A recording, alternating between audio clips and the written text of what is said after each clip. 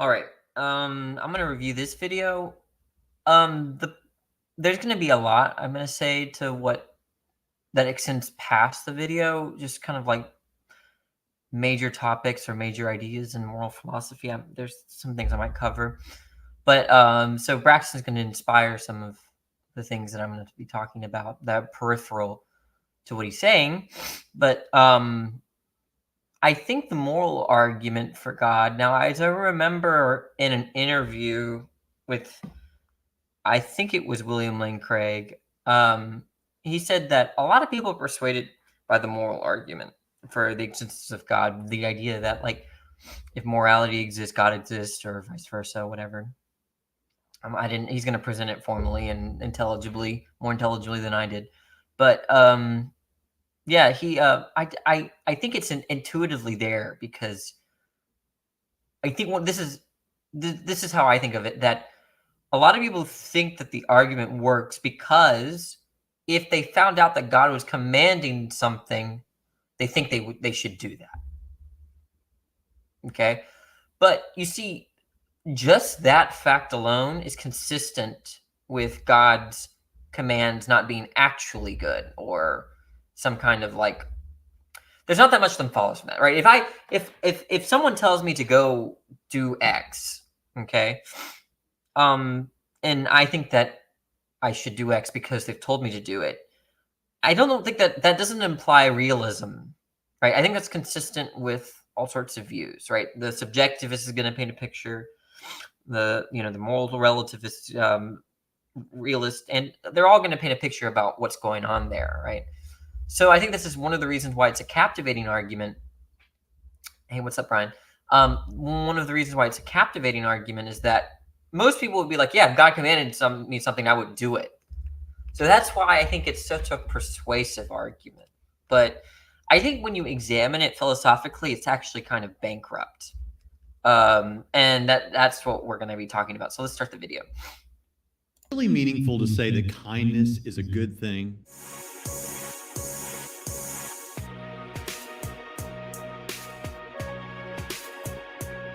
Really, is it true to say that kindness, love, benevolence are morally right things? Do we mean it when we say that kidnapping, murder, and abuse are morally wrong things? And our value statement? Yeah, I'm going to stop it right there. This is going to sound incredibly pedantic, but you got to level with me here.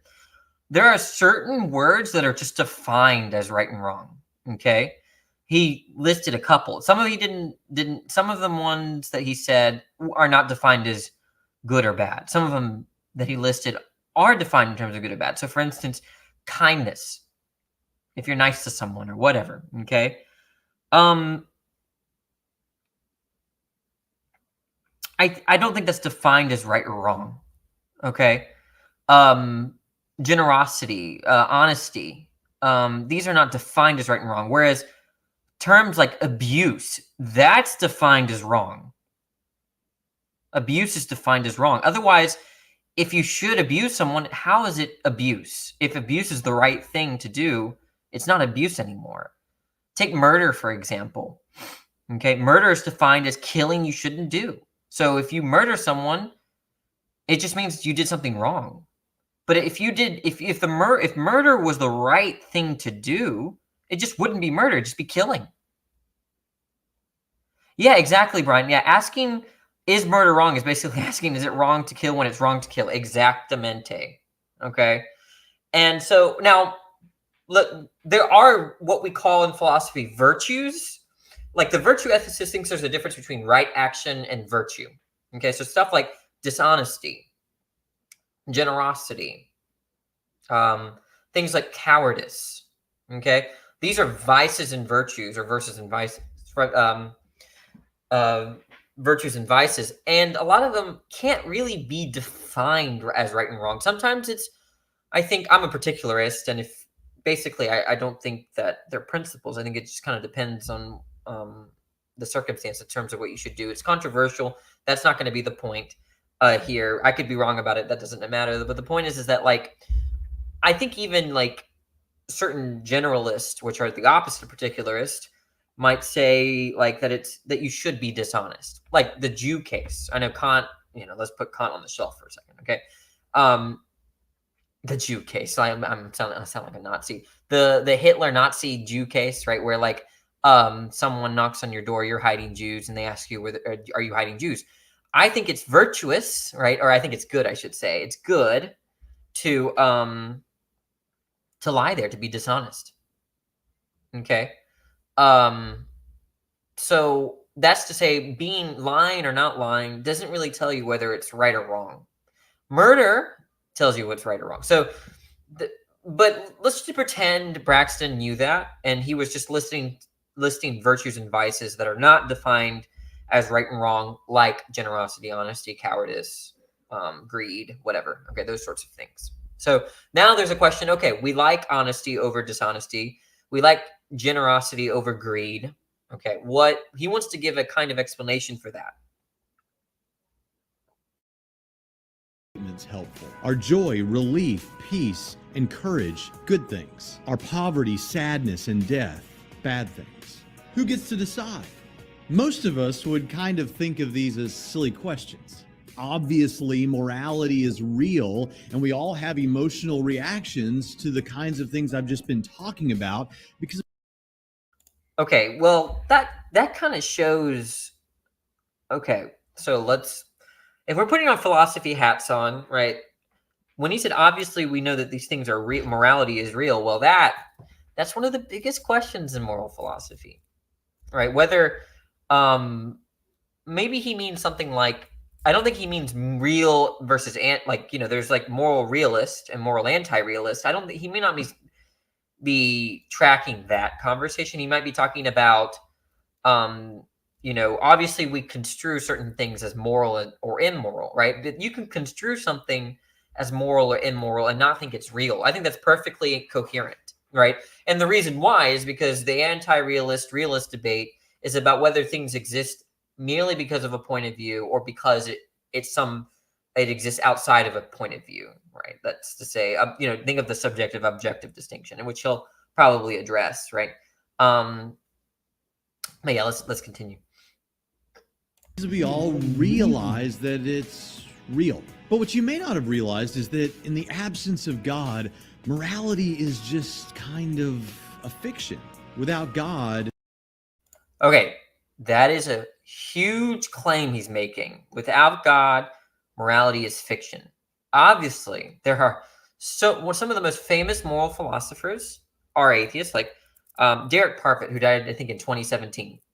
Probably the greatest moral philosopher in of the time. Okay, he was a realist, okay, a moral realist, but he was an atheist. Kelly Shagan. Oh my gosh, I messed up that name. Shelley Kagan. I think it's Shelley Kagan. He's I don't know if he's a moral realist. I think I could be wrong. Someone check for me, but I want to say. No, I'm not going to speak. I don't want to be embarrassed. But the point is that I think he holds to some sort of principle, like, just generally help when you can and, don't hurt people. I think there's something like that, right? A better example would have been Scanlon. Scanlon's a contractualist, brilliant philosopher. I don't think he's a theist at all, right?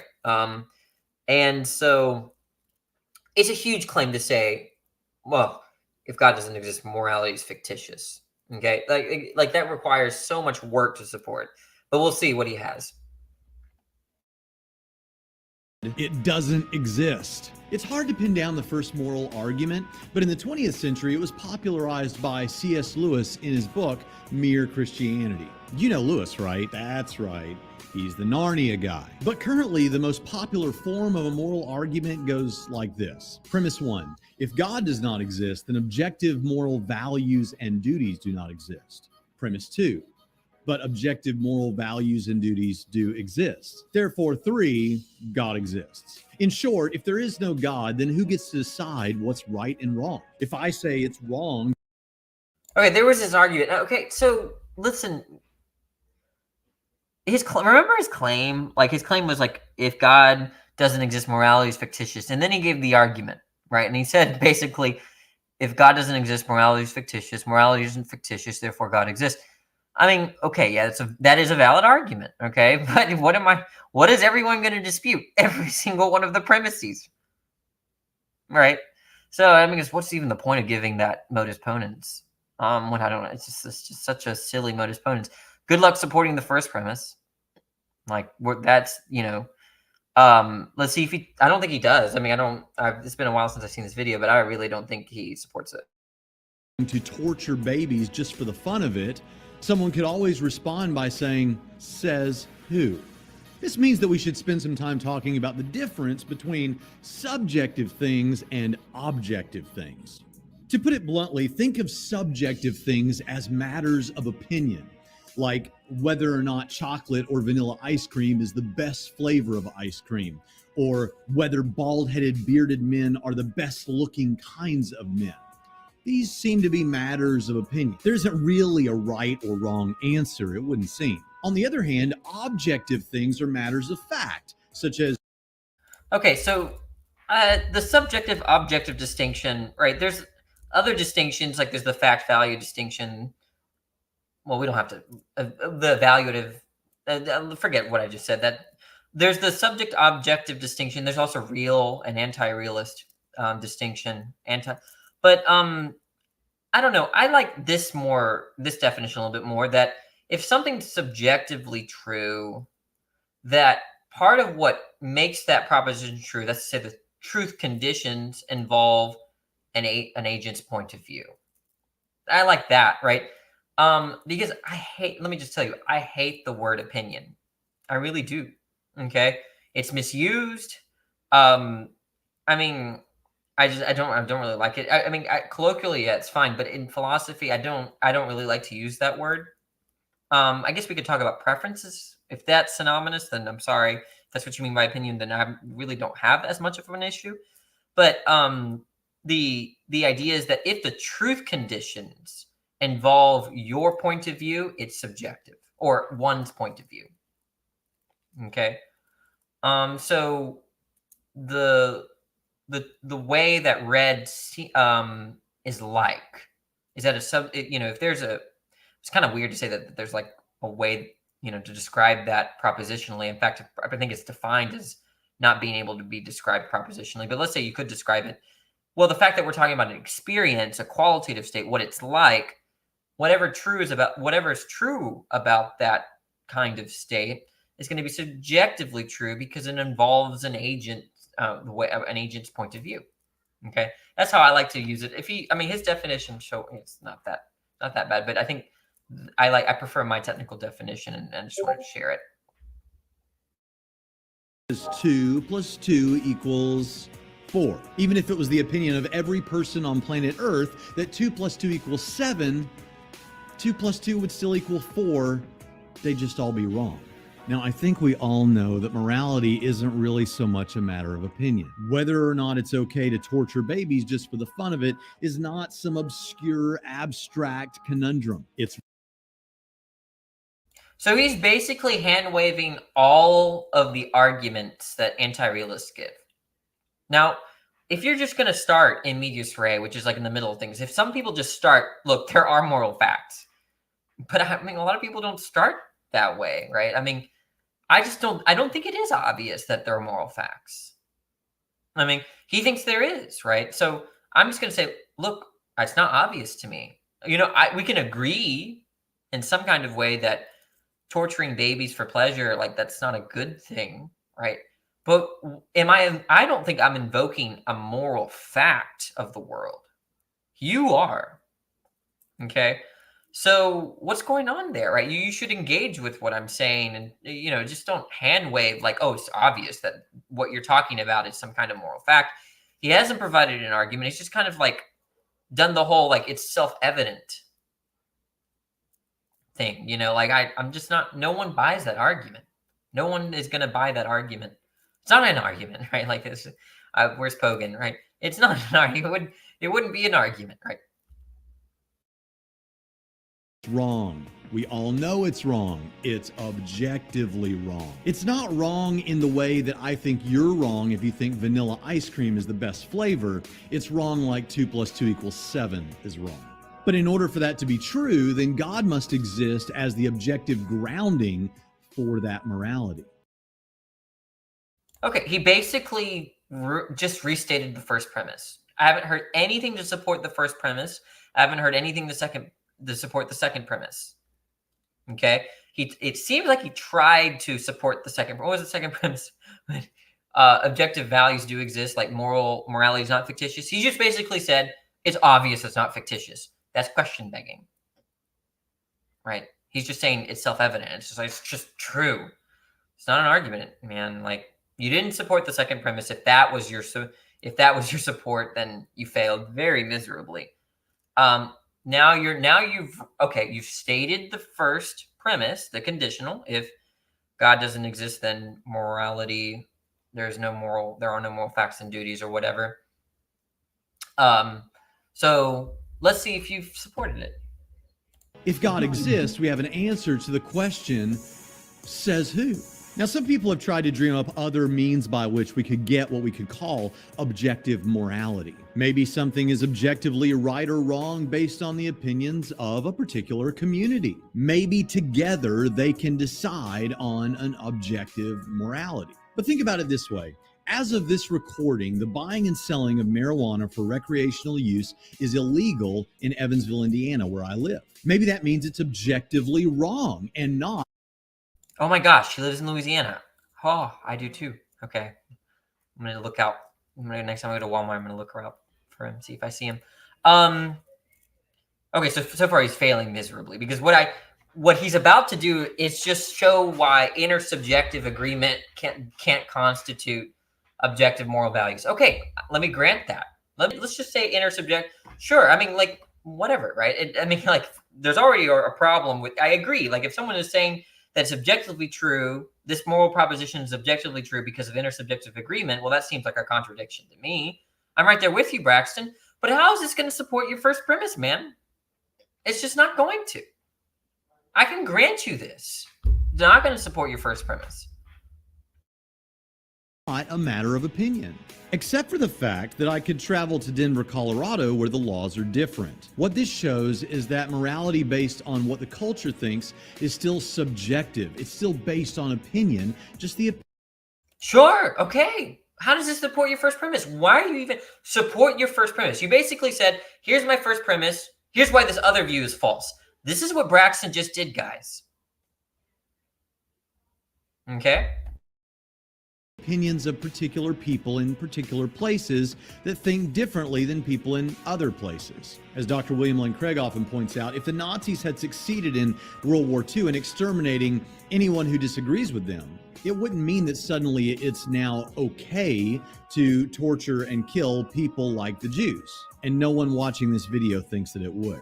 It would still be wrong because people's opinions about it wouldn't matter. It's objectively wrong no matter what people think. There are other objections to this argument, and in a future video, we'll talk about those things and unpack it a little bit more. But I hope that this will suffice for some of you to show that God is the best explanation for morality. Absolutely not. No, that video should be nothing, right? He defended the second premise of his argument because he just basically said it's obvious, it's objective, and then defended his first premise by saying that intersubjective agreement can't constitute objective morality. Therefore, my first premise is substantiated? What is wrong with this guy, guys? Okay, I've never met the guy. I mean, I don't know, but this was a pretty horrible video. This was like low tier. Okay. It's kind of disappointing, actually. Absolutely insane what I just heard. Okay. Now, okay, let's take a step back, Danny, right? Like, maybe he has his argument, or he supports this. He tries to attempt to support his other premises in a different video. I look forward to it.